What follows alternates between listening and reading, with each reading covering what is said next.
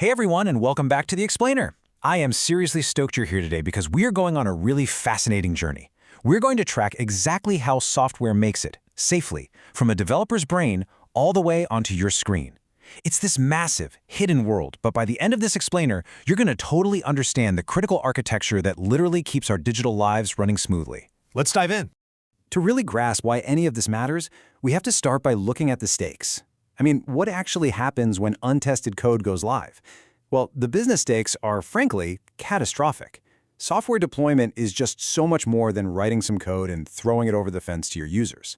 Deploying untested software, that can lead to total system downtime, massive data loss, severe security vulnerabilities, and just a completely terrible user experience. Every single change, whether it's a massive new feature or literally just a tiny bug fix, it absolutely has to be validated. Okay, here is our game plan for today. 1. Why testing environments matter.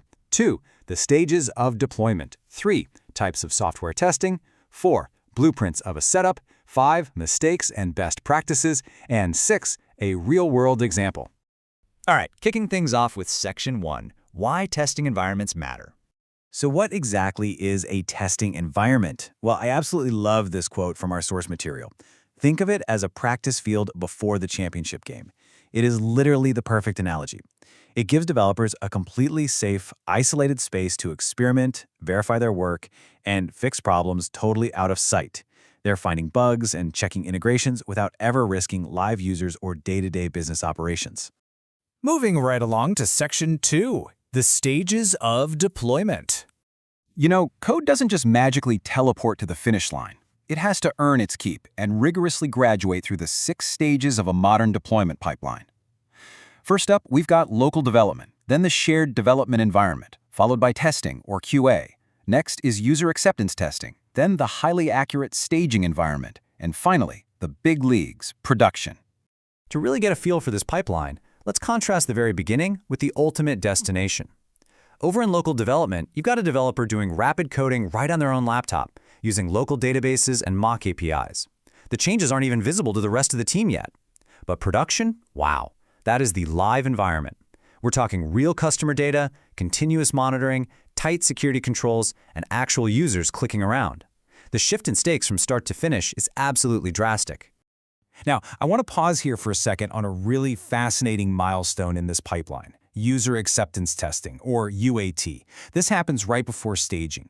This is where your non-technical folks, think business analysts, product owners, or even the actual clients, step up to the plate. They aren't looking at the code itself, they're asking real-world practical questions. Things like, hey, does this invoice actually calculate correctly? Or does this approval workflow follow our company policy? Passing UAT is a huge deal. It means the software is essentially ready for operational use. Okay, Section 3. Types of software testing. We start super small here, microscopic really, with unit testing.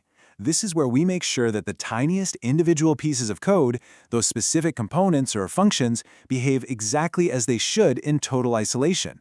I mean, think about it. If the individual building blocks are broken, the whole system is going to crumble, right?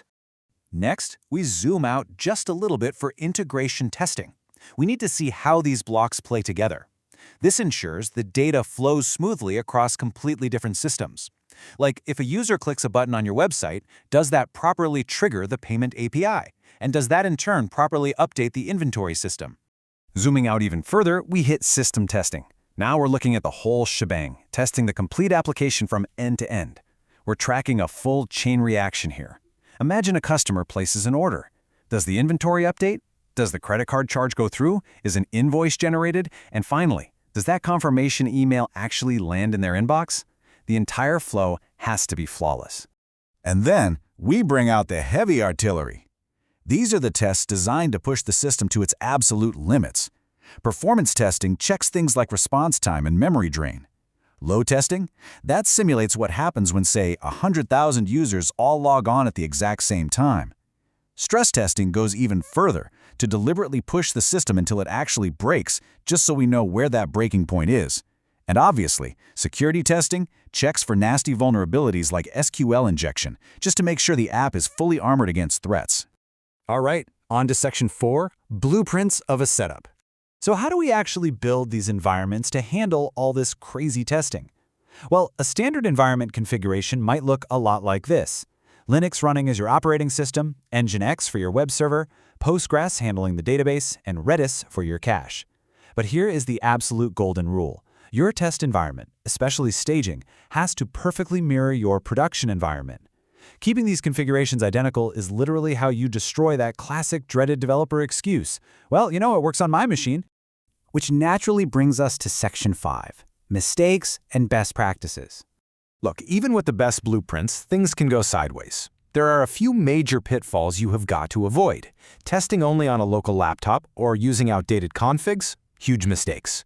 Skipping regression testing, which is just making sure your new code didn't accidentally break old features, is another bad one. But honestly, the scariest mistake?